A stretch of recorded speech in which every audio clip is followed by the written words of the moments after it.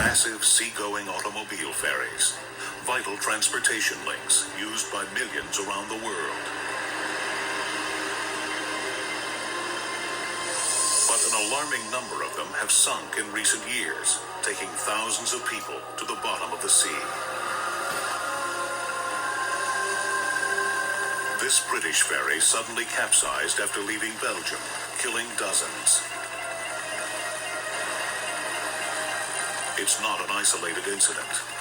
44 ferries sank between 1980 and 1995, killing more than 6,000 people.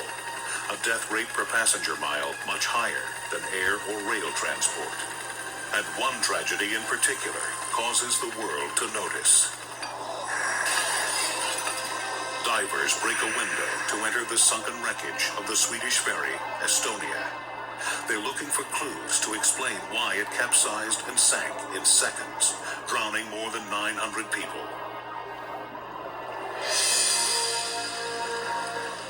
136 people survive, plucked from the frigid waters of the Baltic Sea.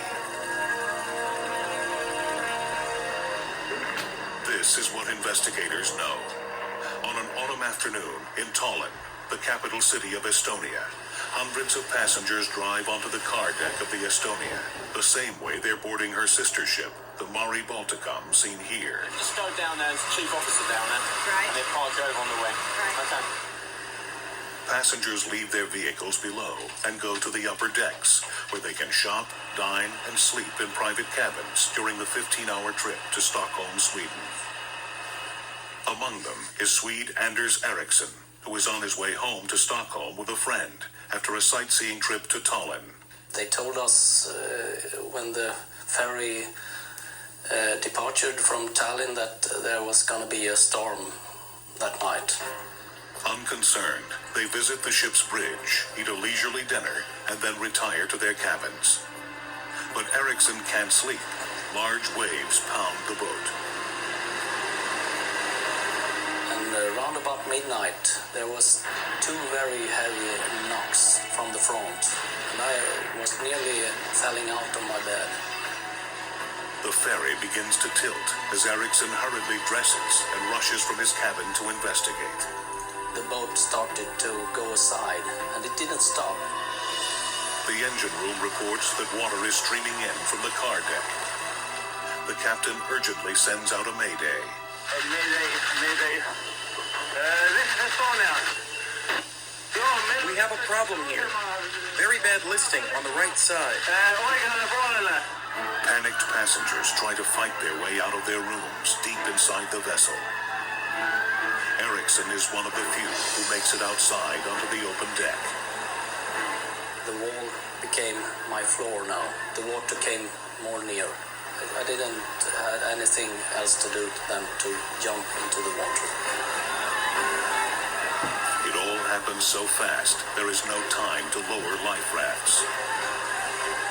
The fortunate ones plunge into the frigid, turbulent sea. Hundreds of others can only watch in horror from inside the ship as the sea swallows them. The Estonia sinks 200 feet to the sea floor and comes to rest upside down.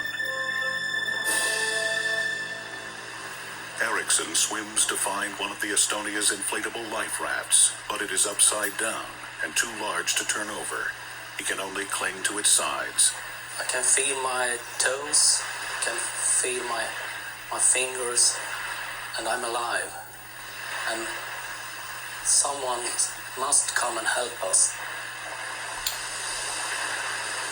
He rides the enormous waves for 6 hours until the break of day, when rescue helicopters find him.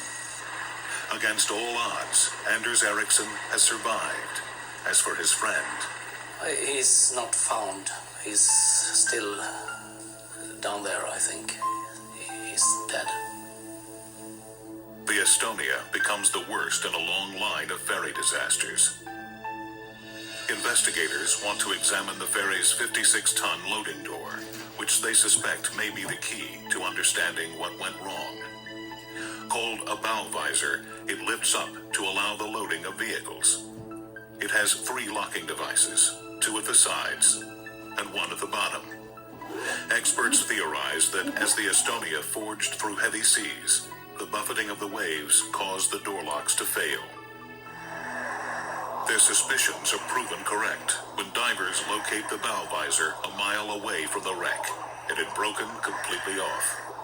Everything's just been ripped out completely. It's ripped the weld. There's no plate there at all.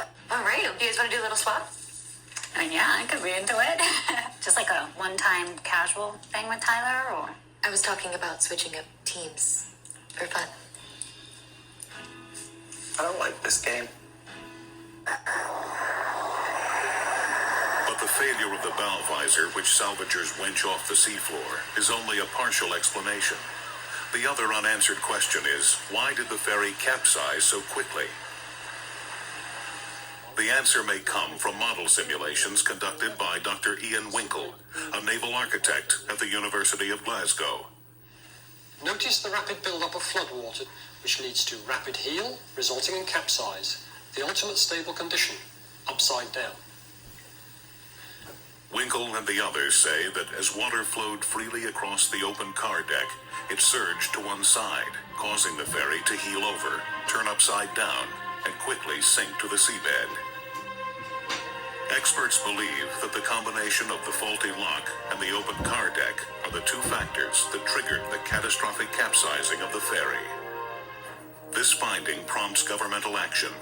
Within 2 years of the accident, Northern European nations adopt the Stockholm Agreement. This calls for the retrofitting of ferries with flood control partitions on the car decks. And as a result of the Estonia tragedy, closer monitoring of the bow visor locks becomes a universal practice. But until all countries adopt the agreement, industry critics fear more ferries will be lost at sea.